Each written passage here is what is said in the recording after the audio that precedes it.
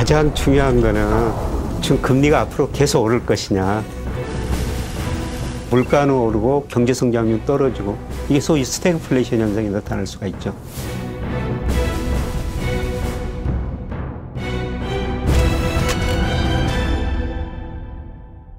한국의 가장 중요한 목표는 물가 안정이거든요.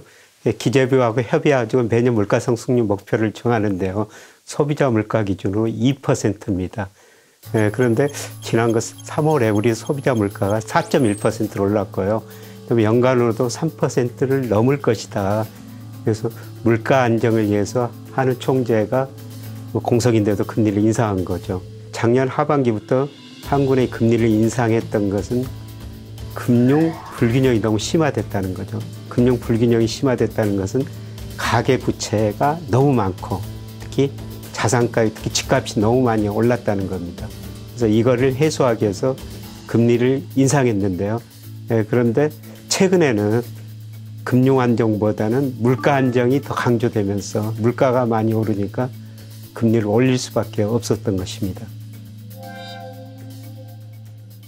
시간 선호율이라는 그 경제학적 용어가 나오는데 예를 들어서 제가 100만 원이 있어요. 100만 원 가지고 제가 이 방송 끝나고 소비하고 뭐 음식도 맛있는 거 먹으면 굉장히 즐겁잖아요. 근데 그거를 은행에다 맡겼다면 소비를 참는 데 대한 대가를 받아야 돼요.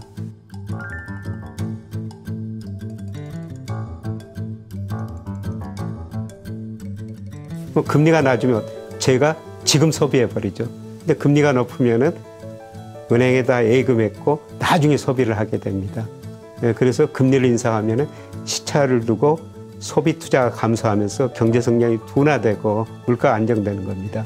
금리가 낮으면은 사람들이 주식 투자하고 부동산 투자를 하거든요. 근데 금리가 오르면은 주식 투자도 덜 하고 집도 덜 사게 됩니다. 그래서 금리가 오르면 자산 가격이 떨어지는 거예요. 자산 가격이 떨어지면은 소위 역외부의 효과가 나타나는데요. 뭐 집값, 주가가 떨어지면 제가 가난한 것처럼 느껴지거든요. 그래서 소비가 위축되고 나중에 실제로 소비를 줄이게 됩니다.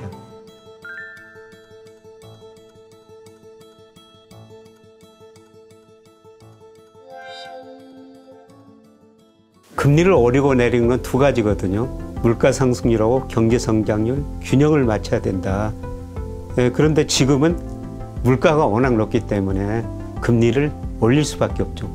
이런 상황에서 금리를 안 올리면 인플레이션, 기대 인플레이션이 많이 올라가지고요.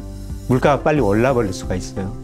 그러면 물가는 오르고 경제 성장률 떨어지고 이게 소위 스태그플레이션 현상이 나타날 수가 있죠.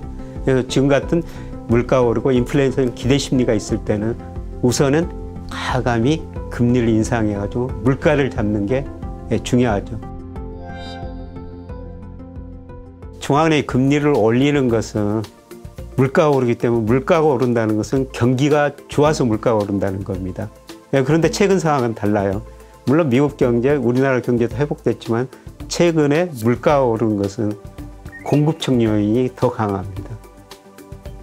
원자재 가격이 많이 올라버렸죠. 그래서 국제유가가 우리가 많이 수입하는 두바이유가 작년에 배럴당 67달러였어요. 지금 100달러 이상 올라버렸지 않습니까?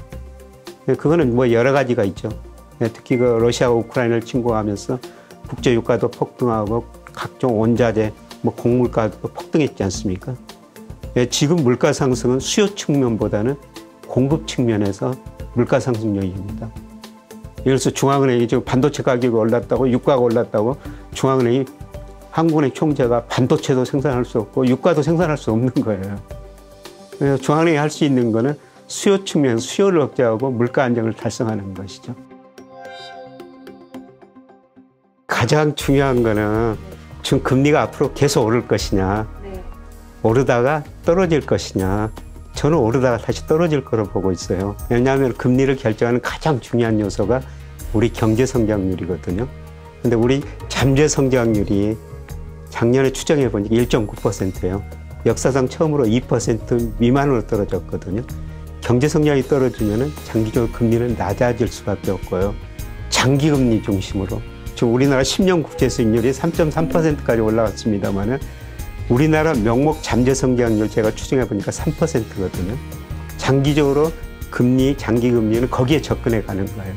그래서 현재 10년 정부에서 발행하는 국고채 수익률이 3.3%까지 올랐으니까 적정 수준 이상으로 올랐거든요.